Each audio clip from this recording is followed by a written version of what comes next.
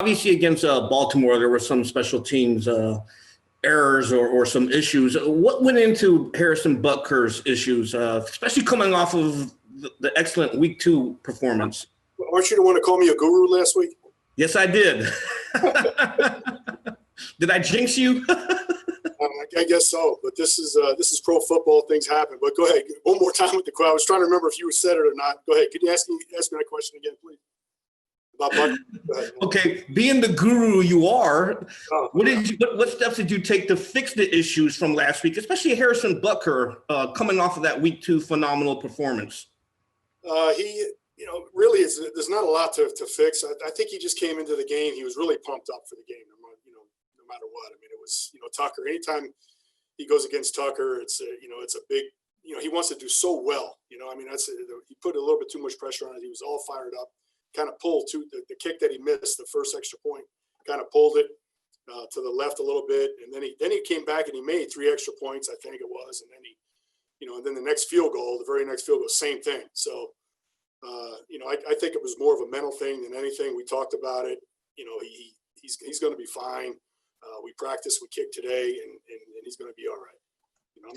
I'm not worried about him going forward for sure. Let's go next to Sarin Petro. Go ahead, Sarin.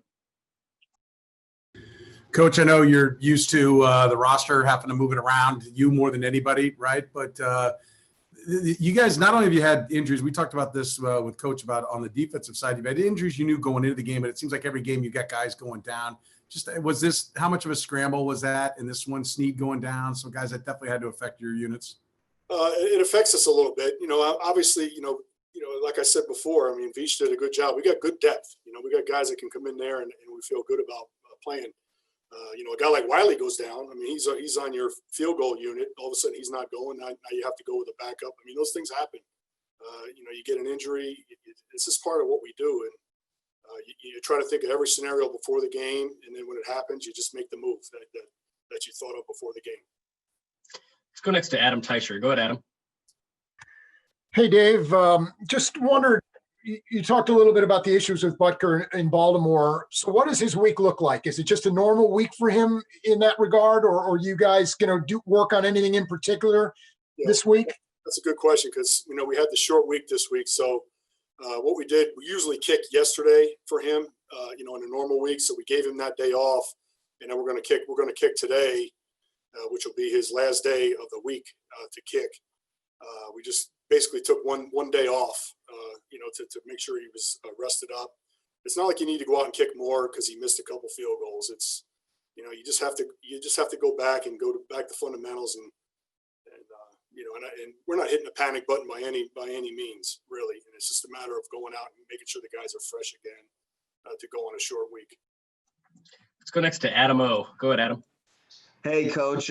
So it looked like from the back angle on that kickoff return by the Ravens, it looked like maybe Townsend stayed inside. How important is it to make sure the lane discipline stays true this week? You don't want to see a big run by the Patriots on a return. How important is that this week, just kind of staying lane discipline? Yeah, that's very important. But really, when you look at that return, there was 11 guys to blame. I mean, even the kicker. I mean, everybody was to blame. Anytime you get a return for a touchdown against you, there's a lot of blame to go around. It wasn't just, Darwin just happened to be the last man standing right there at the end. But there was a lot of guys that could have made that play. We went over it actually today. And we talked about what each guy could have did different to change the outcome, but it's history. I mean, the game, the play, Baltimore, they get a lot of credit. They're a good special teams unit. They did a great job blocking us. And the kid, the rookie, did a nice job with his top end speed, got out and changed some angles, and they made a nice play.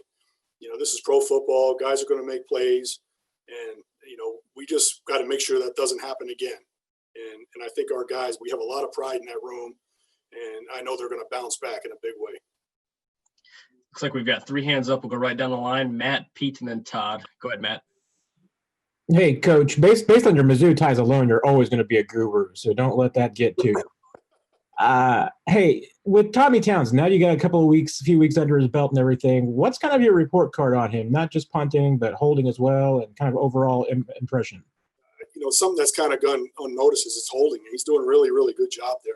Butker had obviously the Player of the Week honors last week, and Tommy's out there holding for him every time. So I mean, it's kind of gone unnoticed, but he's doing a great job with the holds. I think him and Butker getting along great. As far as his punting, we didn't have a lot. We only had one punt, but he punted great. It was a great punt. We need to do a little bit better job with covering it, but I mean, it was a really good punt. So he did his job in that last game.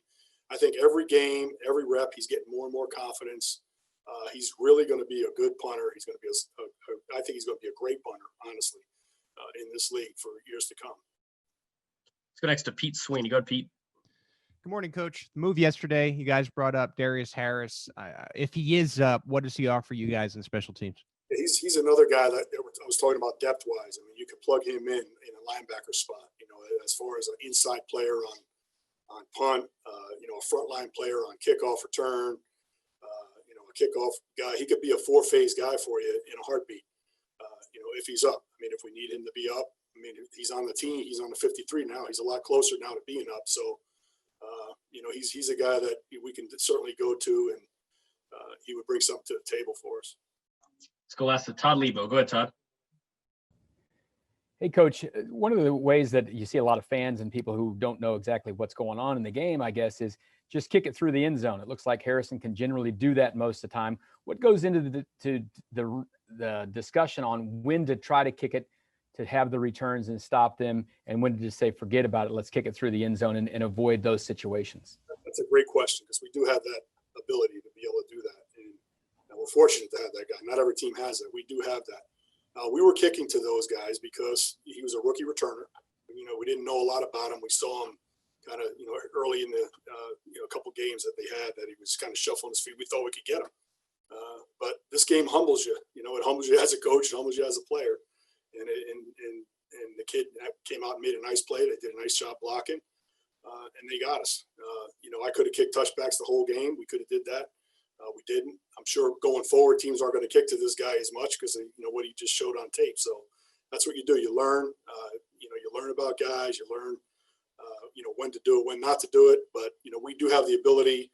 We're fortunate because we got a kicker that can kick the ball high and give us enough hang time to get down there to make a play. It just didn't happen on that certain play. Coach, we appreciate your time today. Thanks for joining us. Take care.